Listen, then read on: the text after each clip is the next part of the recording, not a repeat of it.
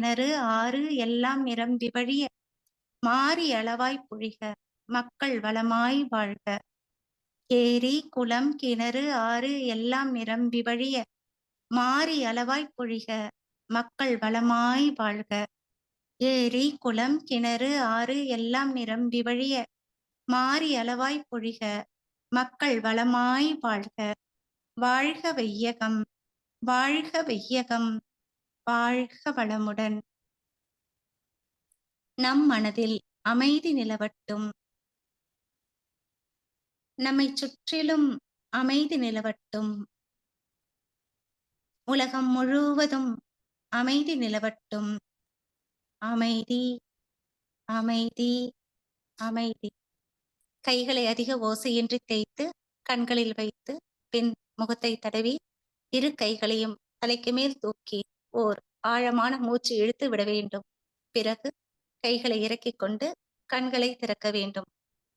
அன்பர்களின் கனிவான கவனத்திற்கு ஒரு நினைவூட்டல். வாழ்க வளமுடன். அருள் தந்தை வேதாத்ரி மகரிஷி அவர்கள் தனிமனிதன் அமைதி பெறுவதற்காக உடல் நலத்திற்கு உடற்பயிற்சி, உயிர் வளம் பெற காயக்கல்ப பயிற்சி, மனம் அமைதி பெற அகத்தவம் மற்றும் அகத்தாய்வு பயிற்சிகளை அளித்தார்கள். இத்தகைய சிறப்பான மனவளக்கலை என்னும் வாழ்க்கை கல்வியை உலக சமுதாய சேவா சங்கம் ஸ்கை யோகா இணைய வழியே 12 நாட்கள் அடிப்படை பயிற்சியாகவும், அதனைத் தொடர்ந்து 4 மாதங்கள் சான்றிதழ் கல்வியாகவும் நம் இல்லம் தேடி வந்து அளித்து வருகிறது.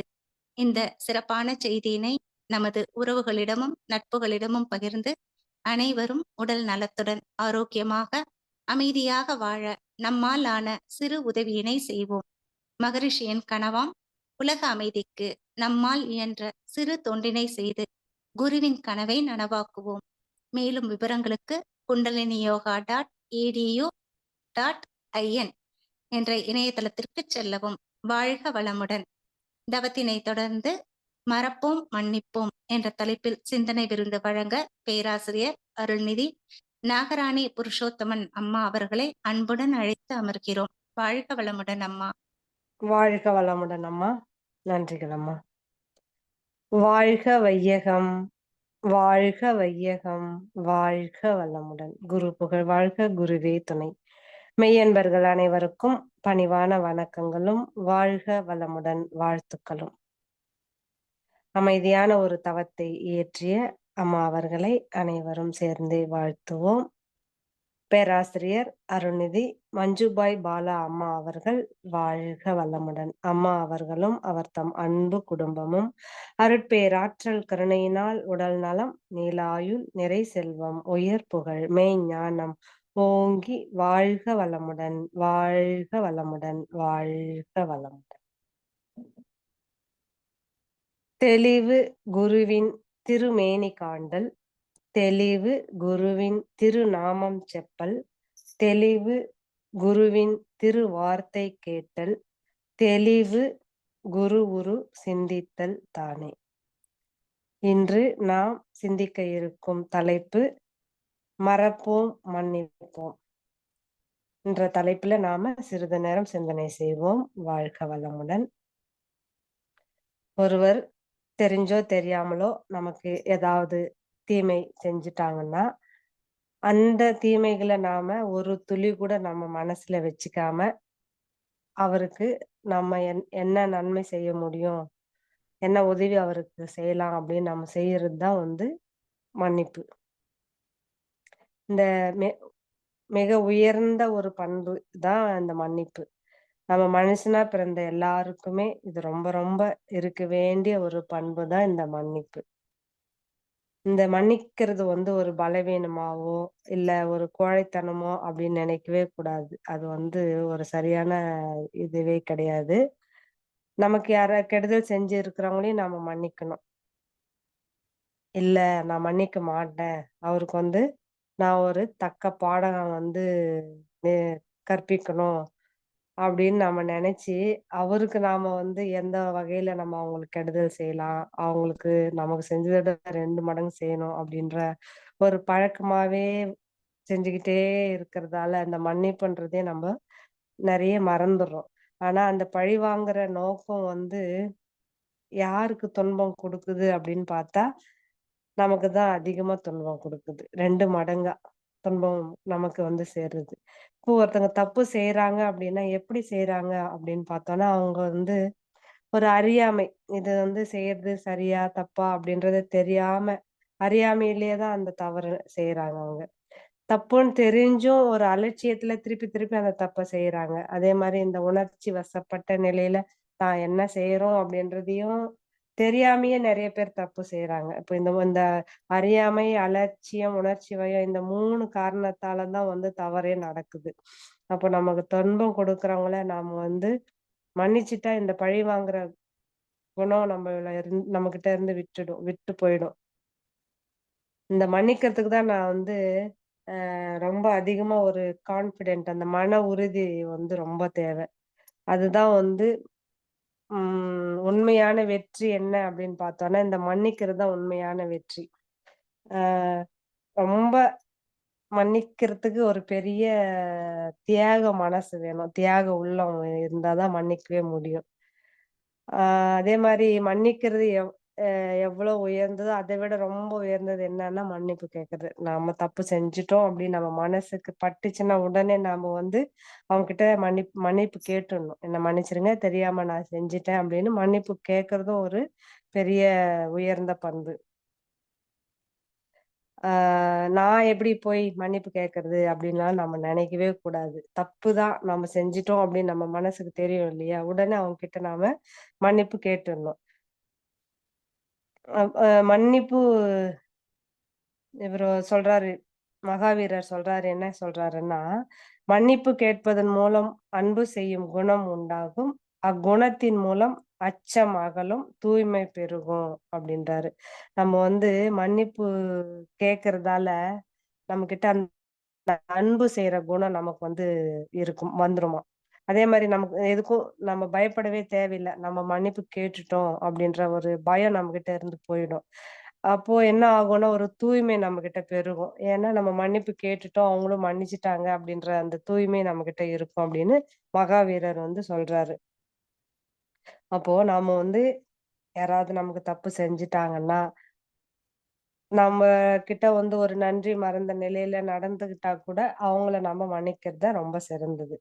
அப்போ நம்ப வந்து மன்னிப்பு கேட்கறதும் ரொம்ப அவசியம். நம்ம மன்னிக்கிறதும் வந்து ரொம்ப ரொம்ப அவசியம். அதுதான் வந்து மறப்போம், மன்னிப்போம் அப்படின்ற தலைப்பு தான். மறந்துடணும். அதே மாரி நம்ம மன்னிச்சிடணும். அடுத்து பார்த்தோம்னா, நம்ம வந்து யாராவது காயப்படுத்தியிருந்தாலோ, ஆ அவங்கள வந்து நம்ம ஆத்மார்த்தமா மன்னிச்சு விட்டுடணும். அப்ப நம்ம மனசுல வந்து சக்தி கூடும் அப்படின்றாரு நம்மளுடைய அருட்தந்தை அவர்கள். அப்ப நம்ம மன்னிக்கக்கூடிய தன்மை நம்மகிட்ட இருந்துச்சுன்னா, நமக்கு இது வந்து ஒரு தைரியம் கிடைக்கும். அதே மாரி மனோசக்தி பெருக்குமா, நம்மகிட்ட அந்த மன வலிமையும் நமக்கு கொடுக்குமா, இந்த மன்னிக்கும் அந்த பண்பு. மன்னிச்சுட்டோம்ன்னா. நம்மகிட்ட அந்த ஒரு பெருந்தகைமையும் வந்து அதிகமாகும் அப்படின்றாரு நம்மளுடைய அருட்தந்தை அவங்க. நமக்கு வந்து நல்லது செஞ்சிருக்காங்க. அவங்களுக்கு திருப்பி நாம நல்லது செஞ்சோம்ன்னா அது வந்து மனிதனோட செயல். அவங்க நல்லது செஞ்சாங்க. திருப்பி நான் அவங்களுக்கு நல்லது தான் செய்வேன் அப்படின்றது மனித செயலாம். அதுக்கும் மேல போயிட்டு யாராவது துன்பம் குடுத்திருந்தாங்கன்னா, அவங்களுக்கு நம்ம வந்து நல்லது பண்ணோம்னா, அது வந்து ஒரு தெய்வீக செயலாம். அதுக்கும் மேல யாராவது கெடுதல் செஞ்சிருந்தாங்கன்னா, அவங்களுக்கு நம்ம நல்லது செஞ்சோம்னா, அது மாமனிதர் செய்யலாம். அப்ப மாமனிதர் செயலா தான் நம்ம செய்யணும். இப்ப "இன்னா செய்தாரை ஒரு வருத்தல் அவர் அவர் நாண நன்னயம் செய்து விடல்" அப்படின்றாங்க. யாரு எதா தப்பு செஞ்சாலும், அவரே வந்து அத நெனச்சு பாக்குற மாரி அவங்களுக்கு நாம நல்லது செஞ்சிடணும் அப்படின்னு வள்ளுவர் சொல்றாரு. ம். எத்தனையோ பேரு வந்து துன்பப்படுத்துறாங்க. நெறைய பேரு காயப்படுத்துறாங்க, அவமானப்படுத்துறாங்க. அப்படின்னு நெறைய எனக்கு இவ்ளோ பெரிய துரோகம் செஞ்சுட்டாங்க. இவங்களலாம் எப்படி நான் வந்து மன்னிக்கிறது? அப்படின்ற கேள்வி வந்து நமக்குள்ள எல்லாருக்குமே வரும். அப்போ அவங்கள வந்து நம்ம ஆத்மார்த்தமா மன்னிச்சிடணும். அந்த ஆத்மார்த்தமா மன்னிக்கிற அந்த பண்பு நம்மகிட்ட இருக்கணும். அப்போ வந்து அதனால நமக்கு என்ன கிடைக்கும் அப்டின்னா, நம்மளோட உடல் ஆரோக்கியமா இருக்கும். மனசும் ஆரோக்கியமா இருக்கும். நம்மகிட்ட வந்து அந்த நோய் எதிர்ப்பு சக்தி வந்து அதிகமாகும். நம்மகிட்ட அந்த ஸ்ட்ரெஸ், அந்த மன அழுத்தம் வந்து ரொம்ப லேசா குறைஞ்சிரும். அதுவும் ரொம்ப கொடிய நோயான அந்த கேன்சர் அந்த மாரி நோய்களும் நமக்கு வராது இந்த மன்னிக்கிறதால. அப்போ வந்து இந்த மன்னிப்பு அப்படின்றத நம்ம மனசுக்கு நம்ம கொடுத்துட்டாவே நம்ப நிச்சயமா இந்த நோய்கள்ல இருந்து நம்ம விடுபடலாம். அப்போ அந்த மன்னிக்கலன்னா அது என்னவா மாறும் அப்படின்னு அருட்தந்தை குடுத்திருக்காரு அப்படின்னா, வஞ்சம். இது வந்து இருக்கிறதுலயே ரொம்ப கொடுமையானது. தப்பு செஞ்சுட்டாங்க. அது வந்து அந்த இருப்பு கட்டி நம்ம வந்து வஞ்சமா வச்சுக்கிறோம். ஒரு தக்க சமயம் வரட்டும். நான் யாருன்னு நிரூபிக்கிறேன், காமிக்கிறேன் அப்படின்னு சொல்லிட்டு, நமக்குள்ளேயே நம்ம அத வஞ்சமா வச்சுக்குவோம் நம்ப. அந்த மன்னிக்கலன்னா. அந்த வஞ்சம் என்ன ஆகும் காலப்போக்குலன்னா, அது செயலுக்கு வந்தா அவங்களுக்கு 1 மடங்கு தான் கெடுதல். அது நம்ம உள்ள வச்சுன்னு இருக்கிறதால நமக்கு 2 மடங்கு கெடுதல். அப்போ வந்து இருப்பு கட்டிய சினம் தான் வந்து வஞ்சமா மாறுது. அப்போ அந்த வஞ்சம் நமக்குள்ள இருந்து அது வந்து ஒரு ஸ்லோ பாய்சன் மாரி அப்டின்றாங்க. அந்த விஷம். அது வந்து என்ன ஆகும் அப்டின்னா, நம்ம உடல்ல இயல்பா இருக்கிற அந்த ஓட்டங்கள், அது எல்லாத்தையுமே வந்து ஓட்டங்கள் இருக்கு இல்லையா? ரத்த ஓட்டம், வெப்ப ஓட்டம், காற்றோட்டம், ஜீவகாந்த ஓட்டம் அது எல்லாத்தையுமே வந்து பாதிக்கும் அப்டின்றாங்க. அந்த அந்த இருப்பு கட்டிய சினம், அந்த வஞ்சம். அப்போ வந்து அந்த வஞ்சத்தால நமக்கு நன்மை இருக்கான்னா, இல்லவே இல்ல. அந்த வஞ்சத்த நம்ம வந்து கண்டிப்பா மன்னிப்பா மாத்தணும். அப்போ இந்த இந்த வஞ்சம் அப்படின்றது ஒரு 6 தீய குணங்கள்ல ஒரு தீய குணம். அப்போ அத வந்து நற்குணங்களா நம்ம மாத்தணும். அப்படி இல்லன்னா மேலும் 5 பெரும் பழி செயல்கள் நமக்கு வரும். பொய், களவு, சூது, கொலை, கற்பழிப்பு அப்படின்றது.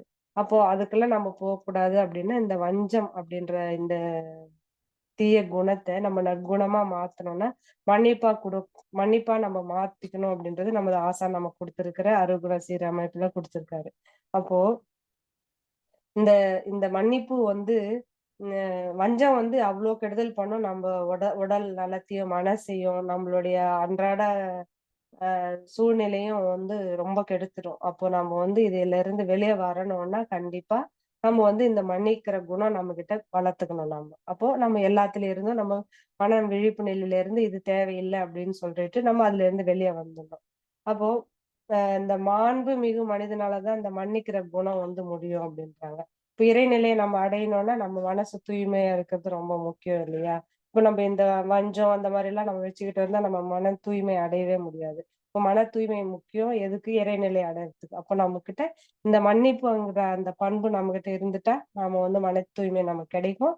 நம்ம வந்த நோக்கம் என்ன? இறைநிலை அடையணுன்றது. அப்போ மன்னிக்கிற அந்த பண்பு நம்மகிட்ட இருந்துட்டாவே, நம்ம வந்த நோக்கம் நமக்கு நிறைவேறும். அப்போ ஒரு ஒரு பாடல் வரியும் இருக்கு. "மன்னிக்க தெரிந்த மனிதனின் உள்ளம் மாணிக்க கோவில்" அப்படின்னு. அந்த உள்ளம் எப்படி இருக்கும்னா, ஒரு மாணிக்க கோவில் மாரி இருக்குமாம். "மன்னிக்க தெரிஞ்ச மனிதனின் உள்ளம்" அப்படின்னு பாடல் வரி இருக்கு. இப்போ குழந்தையும் தெய்வமும் ஒண்ணு அப்படின்னு சொல்லுவாங்க. என்ன காரணம் அப்படின்னு பார்த்தா, ம் தாய் வந்து அ குழந்தைய அடிச்சிருவாங்க. கோவமா இருந்தா கூட, அந்த குழந்தை என்ன பண்ணும்? உடனே அம்மாவ சுத்தி சுத்தி வரும். அந்த காலையே சுத்தி சுத்தி சுத்தி புடிச்சிட்டு இருக்கும். ஏன்னா அடி வாங்குனதோ, அம்மா கோவப்பட்டாங்க, நம்மள அடிச்சுட்டாங்க, அம்மா கிட்ட போக்கூடாது, அதெல்லாம் எதுவுமே குழந்தைக்கு தெரியவே தெரியாது. அந்த அந்த நினைப்பும் இருக்காது. உடனே அடிச்சா தான் இன்னும் இன்னும் நெறைய குழந்தைங்கள பார்த்துருக்கோம். ஓடி வந்து அணைச்சுக்குவாங்க, புடிச்சுக்குவாங்க, என்ன தூக்குன்னு சொல்லுவாங்க.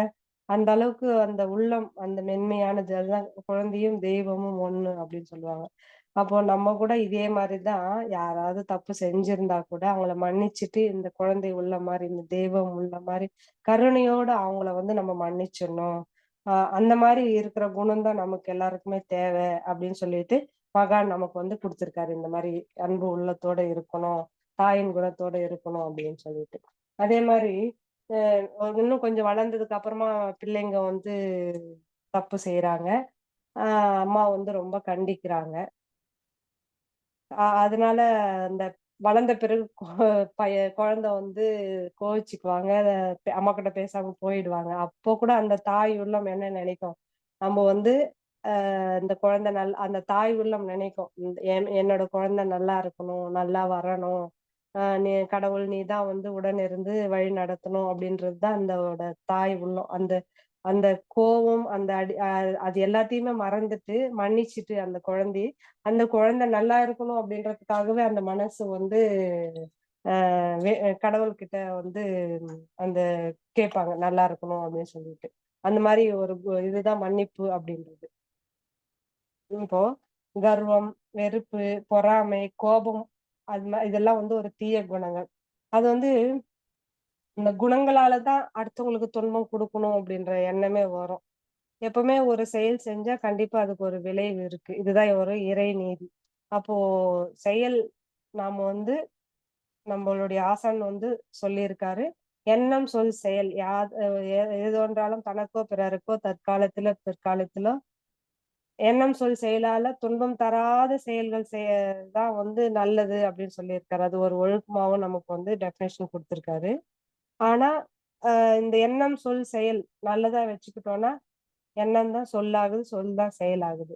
செயலால என்ன ஆகுதுன்னா, ஒரு விளைவு வருது. அந்த விளைவால ஒரு பதிவு வருது. மறுபடியும் திருப்பி அது அப்படியே திருப்பி ரொட்டேஷனா வரும். அப்ப நம்ம நல்ல எண்ணங்களே எண்ணும்போது, நம்மளுடைய செயல்கள், நம்மளுடைய சொல் எப்படி இருக்கும்னா, நல்லவையா இருக்கும். செயல்களும் அதே மாரி தான் இருக்கும். அப்போ நம்ம செய்யறது நல்லது செஞ்சா, விளைவு கண்டிப்பா நல்லது தான் வரும். திருவள்ளுவர் கூட சொல்லியிருக்காரு, "பிறர்க்கின்னா முற்பகல் செய்யின், தமக்கின்னா பிற்பகல் தாமே வரும்." அடுத்தவங்களுக்கு நம்ம துன்பம் செஞ்சுட்டோம்னா, கண்டிப்பா பிற்பகல் அந்த அந்த துன்பம் நமக்கு தான் திருப்பி வரும். ஏன்னா, அது அதுதான் இறை நீதி. செயலுக்கேத்த விளைவு கண்டிப்பா வந்தே தீரும். அதுதான் இறை நீதி. இப்ப நம்ம வந்து இந்த எண்ணம், சொல், செயல் நல்லதா இருந்துட்டோம்னா, நம்மளுடைய செய்யற செயல்கள் கூட வந்து நல்லதாவே இருக்கும். அதனோட விளைவுகளும் நல்லதாவே இருக்கும் நம்ம. அப்ப அதுக்கு தான் மகான் நமக்கு வந்து எண்ணம், சொல், செயல்ல அயரா விழிப்பு நிலையில இருக்கணும் அப்படின்றத நமக்கு வகுத்து குடுத்திருக்காரு.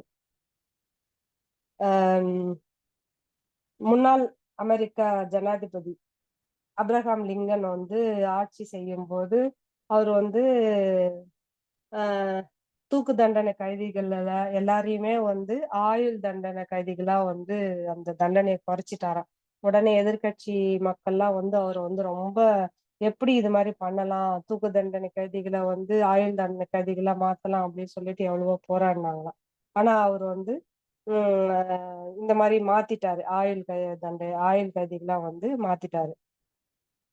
அப்போ வந்து ஒரு போர் நடந்ததாம். அப்போ நடக்கும்போது அவரு என்ன செஞ்சாருன்னா, இந்த ஆயுள் தண்டனை கைதிகள் எல்லாரையும் வந்து போருக்காக கூட்டு வாங்க அப்டி சொல்லிட்டு போர் நடந்ததாம். அப்போ வந்து அ அந்த ஆயுள் கைதில ஒருவர் வந்து வீர மரணம் அடைஞ் அ ம அட அடைஞ்சுட்டு இருந்தாராம். அப்போ அவரு அப்ரஹாம் லிங்கன் வந்து போய் பார்க்குறாரு. இவ்ளோ பேர் இறந்துட்டாங்களே அப்படின்னு அவரு மனசு வருத்தப்படும்போது, அதுல ஒரு கைதி மட்டும் தன்னோட கழுத்துல போட்டிருந்த அ அந்த அந்த சங்கிலியில போட்டிருந்த ஒரு டாலர அவரு கையில கெட்டியா புடிச்சிட்டு இருந்தாராம்.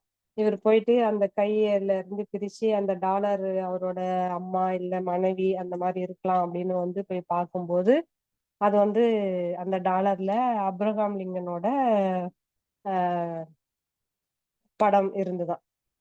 அவருக்கு வந்து ரொம்ப ஆச்சரியமா ஆயிடுச்சா, ஷாக் ஆயிடுச்சா. ஏன் இவரோட அம்மாவோ, இல்ல மனைவியோ இருக்கலான்னு பார்த்தா, நம்மளுடைய ஃபோட்டோவ இந்த இதுல டாலர்ல இருக்கே அப்படின்னு ஆச்சரியப்பட்டுட்டாரு அவரு. அது என்ன காரணம் அப்படின்னா, அவரு வந்து தூக்கு தண்டனை கைதியா போயிருந்தா, ஒரு குற்றவாளியா தான் அவரோட மரணம் இருந்திருக்கும். ஆனா, போர்ல வந்து அவர் வீர மரணம் அடைஞ்சதால அவரோட தியாக தியாகி அப்படின்ற ஒரு பெருமிதத்தோட அவர் உயிர் விட்டாரு. இப்ப இந்த மன்னிக்கிற அந்த தன்மை அவர்கிட்ட அந்த அப்ரஹாம் லிங்கன் கிட்ட தூக்கு தண்டனை கைதிகள நம்ம வந்து மன்னிச்சு ஆயுள் தண்டனையா குறைச்சு, இவங்களும் திருந்துவாங்க அப்படின்ற அந்த மன்னிக்கிற குணத்தால தான் அவரு இந்த மாரி மாத்துனாரு. அப்போ அந்த ஒரு கைதி இந்த மாரி வச்சுட்டு இருந்ததுக்கு காரணம் வந்து, அந்த குற்றவாளியா இல்லாம நம்ம தியாகியா இறக்குறோம் அப்படின்ற ஒரு பெருமிதத்துல அவர் வந்து உயிர விட்டுருக்காரு. அது மூலமா தான் இந்த கதையில இருந்து நமக்கு தெரியுது. அப்ப நாம இந்த மன்னிக்குன்ற குணத்த நாம வளர்த்துக்கணும். மகான் சொல்லியிருக்காரு.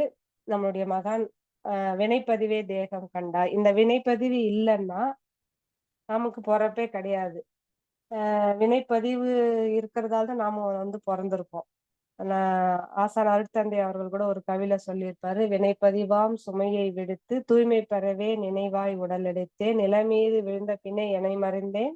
எந்தன் வினை மறந்தேன். இறைவா உனை மறந்தேன்" அப்படின்றாரு. இந்த வினைப்பதிவால தான் நான் பொறந்திருக்கேன். அந்த வினைப்பதிவ கழிச்சுக்கிறதுக்கு. ஆனா, பொறந்த உடனே நான் வந்து என்னையும் மறந்துட்டேன். என்ன மறந்தா கூட பரவால்ல. என்னோட வினைப்பதிவும் மறந்துட்டேன். உன்னையும் மறந்துட்டேன். ஆனா நீ உள்ளிருந்து என்ன மீட்டு அப்படின்றாரு. ஏன்னா, இந்த பதிவுகள் இல்லன்னா நம்ம பொறக்க போறதே கிடையாது. நம்ம பொறந்த உடனே இந்த புலன் மயக்கம், பொருள் மயக்கம், அதுல போய் சிக்கிக்கிட்டு மறுபடியும் துன்பப்பட்டுக்கிட்டே இருப்போம். நம்ம எதுக்கு வந்தோம்? எங்க போறோன்றதே மறந்துர்றோம் நம்போ. அப்போ இதுக்கு வந்து இந்த பதிவுகள போக்குறதுக்கு கூட நமக்கு வந்து மகான் நெறைய வழிகள் குடுத்திருக்காரு.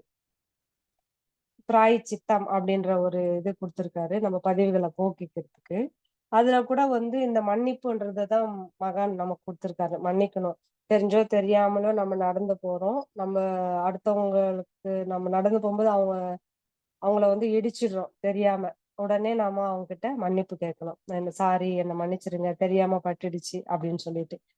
அப்படி கேட்டுட்டோம்னா, அந்த பதிவு நம்மகிட்ட இல்ல. அப்படி கேட்காம போயிட்டோம்னா, கண்டிப்பா அந்த பதிவு இருக்கு.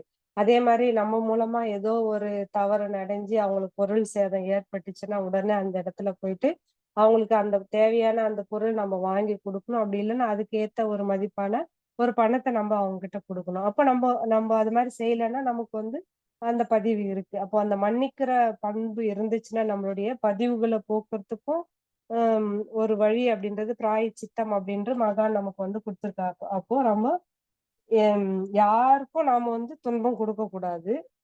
யாரு நமக்கு துன்பம் குடுத்தாலும் அவங்கள நம்ம மன்னிக்கிறோன்ற அந்த குணம் நம்மகிட்ட வேணும் அப்படின்றாரு. யாராவது தப்பு செஞ்சா அந்த தப்ப நம்ம உடனே மறந்துடணும். அதையே மனசுல வச்சுக்கிட்டு அது வந்து ஒரு வஞ்சமா நம்ம வரக்கூடாது. அப்ப நம்ம தவம் செஞ்சு, மன அலைச்சல் விரைவு குறைஞ்சு, நாம வந்து அந்த இடத்துல நாம வாழ்த்தணும். வாழ்த்து அப்படின்ற ஒரு பெரிய மந்திரத்த, அந்த 8 எழுத்து மந்திரத்த நமக்கு வந்து மகான் குடுத்திருக்காரு.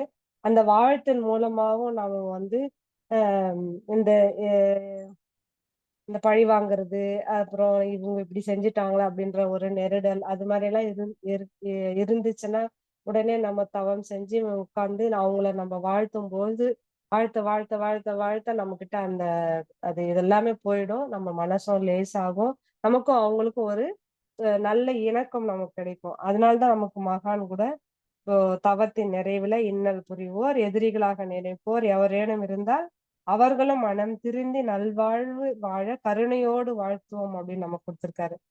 யாரா இருந்தாலும், இன்னல் புரியவர்களா இருந்தாலும், எதிரிகளா இருந்தா கூட அவங்களும் எப்படி வாழணும்? மனம் தெரிஞ்சு நல்வாழ்வு வாழணும். அதுவும் கருணையோட வாழ்த்தணும் அப்படின்னு நமக்கு குடுத்திருக்காரு. அப்போ நாம வந்து இந்த மாரி வாழ்த்தும்போது நமக்கும் அவங்களுக்கும் ஒரு நல்லிணக்கம் ஏற்படும். அப்ப நம்மகிட்ட இந்த குணம் வந்து நம்மள விட்டு போயிடும். அவங்க நம்ம வந்து தூய்மை அதுவும் சொல்றாரு. என்ன சொல்றாரு? நம்மகிட்ட இருக்கிற இந்த பதிவுகள் போகறதுக்காகவே அவங்க வந்திருக்கிற ஒரு என்ன சொல்றது? அவங்க வந்து ஒரு கருவியா இருக்காங்க. அப்போ நம்மகிட்ட இருக்கிற பதிவுகள் போகுறதுக்கு அவங்க மூலமா போதுன்னா, அப்போ அவங்கள நாம வாழ்த்தணும் அப்டின்னும் நமக்கு சொல்லியிருக்காரு. கண்டிப்பா நம்ம பதிவுகள போக்குறாங்கன்னா, அவங்கள வந்து நம்ம வாழ்த்தணும். தப்பு செய்றாங்க, நமக்கு இப்டி பண்றாங்களே அப்டின்னு நெனைக்கும்போது, கண்டிப்பா அந்த பதிவு போக்குறதுக்காக இறைநிலை அவங்கள அனுப்பிச்சிருக்கு. அப்டின்னு நம்ம நெனைச்சோம்னா, கண்டிப்பா அவங்க மேல எந்த ஒரு இதுவுமே நமக்கு வராது. கோவமோ, வெறுப்போ, இந்த உணர்ச்சி வசப்பட்ட நிலை எதுவுமே வராது. அந்த தெய்வீக நிலையில இருந்து நம்ம வாழ்த்து சொல்லணும்.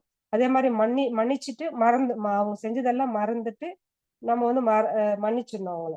இப்போ திருக்குறான்ல கூட ஒரு வாசகம் இருக்காம். உங்களுக்கு முன்பாகவே இறை தூதர்கள் அனுப்பப்பட்டு உள்ளார்கள்.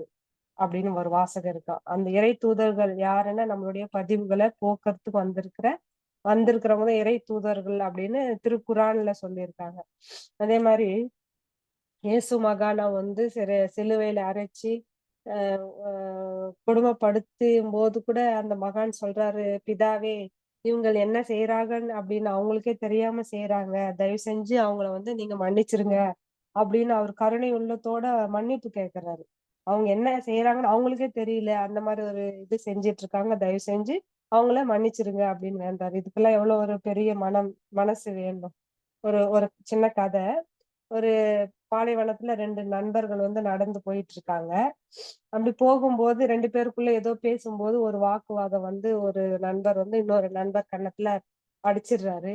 உடனே அவன் வந்து அந்த மணல்ல போயிட்டு, "இன்று என்னுடைய உயிர் நண்பன் கன்னத்தில் அறைந்து விட்டான்" அப்படின்னு எழுதி வச்சுட்டான்.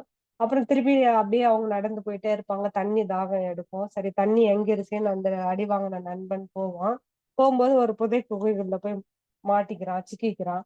உடனே அடிச்ச நண்பன் ஓடி வந்து எப்படியோ அந்த நண்பனை காப்பாத்திட்டான். காப்பாத்திட்ட உடனே அவன் வந்து ஒரு பெரிய கல் இருக்கு. அந்த இடத்துல ஒரு சின்ன கல்ல எடுத்துன்னு போயிட்டு, "இன்று என் உயிர் நண்பன் என் உயிரை காப்பாற்றினான்" அப்படின்னு அந்த கல்ல வச்சு குத்தி, குத்தி, குத்தி அத எழுதுவானாம். ஏன் இது மாரி அப்படின்னு பார்த்தா, அவன் தப்பு செஞ்சத மணல்ல எழுதி வச்சுட்டா எப்படியும் காத்தடிச்சு அது அழிஞ்சு போயிடும். அவன் நல்லது செஞ்சிருக்கிறது பாறாங்கல்லுல எழுதி இருக்கும்போது, அது அப்படியே இருக்கும் அப்படின்றது. தப்பு செஞ்சத உடனே மறந்துடணும். நல்லது செஞ்சிருக்கிறத நம்ம மறக்கவே கூடாது. எப்போ நேரம் கிடைக்குமோ, அப்போ அவங்களுக்கு திருப்பி நன்றி உணர்வ நாம செலுத்தணும். "இன்னா செய்தாருக்கும் இனியவை செய்யாக்கால் என்ன பயத்தோ சால்பு." இப்ப துன்பங்கள் தர்றவங்களுக்கும் நன்மைகளே நம்ம செய்யணும். அப்படி நம்ம செய்யாம இருந்தோம்னா, அது வந்து ஒரு சான்றோருக்கு அழகே இல்ல அப்படின்னு திருவள்ளுவர் சொல்றாரு. இப்ப நாம வந்து இந்த இந்த மண் மற ம தப்ப மறந்துட்டு மன்னிக்கிற குணத்த நாம வளர்த்துக்கணும். அதுதான் ரொம்ப மிக மிக ஒரு சிறந்த பண்பு அப்படின்னு கூறி, இத்துடன் இந்த உரையை நிறைவு செய்து கொள்கிறேன். இந்த வாய்ப்பு அளித்த அன்பு உள்ளங்களுக்கு நன்றி. வாழ்க வளமுடன். வாழ்க வையகம், வாழ்க வையகம், வாழ்க வளம். நன்றிகள் அம்மா. வாழ்க வளமுடன். சிறப்பான ஒரு சிந்தனை விளக்கம். மறப்போம், மன்னிப்போம் அப்படிங்கிற தலைப்புல. மறப்பதும், மன்னிப்பதும் ஒரு உயர்ந்த பண்பு.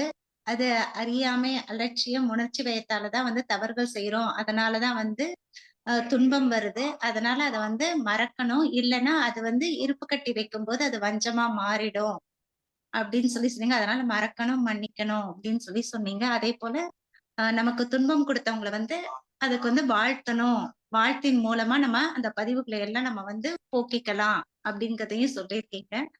நெறைய உதாரணங்கள் குடுத்திருக்கீங்கம்மா. ஆபிரகாம் லிங்கனோட ஒரு கதைய சொல்லியிருக்கீங்க. அப்புறம் அதே மாதிரி நெறைய விளக்கங்கள்லாம் குடுத்திருக்கீங்க. சிறப்பான ஒரு சிந்தனை விளக்கம் கொடுத்த பேராசிரியர் அருள்நிதி நாகராணி புருஷோத்தமன் அம்மா அவர்களை வாழ்த்துவோம். அம்மா அவர்கள் வாழ்க வளமுடன். அருட்பேராற்றல் கருணையினால் நாகராணி புருஷோத்தமன் அம்மா அவர்களும் அவர் தம் அன்பு குடும்பமும் உடல் நலம், நீலாயுள், நிறை செல்வம், உயர்புகழ், மெய்ஞானம் ஓங்கி வாழ்க வளமுடன், வாழ்க வளமுடன், வாழ்க வளமுடன். ஸ்கை ஆன்லைன் மெடிடேஷன் தினசரி நிகழ்வுகள் பற்றிய அறிவிப்புகள். காலை 5 மணிக்கு மகரிஷியின் பாடல்கள், காலை 5:30 மணிக்கு தவம், தொடர்ந்து 6 மணிக்கு வீடியோ அண்ட் ஆடியோவில் உடற்பயிற்சி வகுப்பு இடம்பெறும்.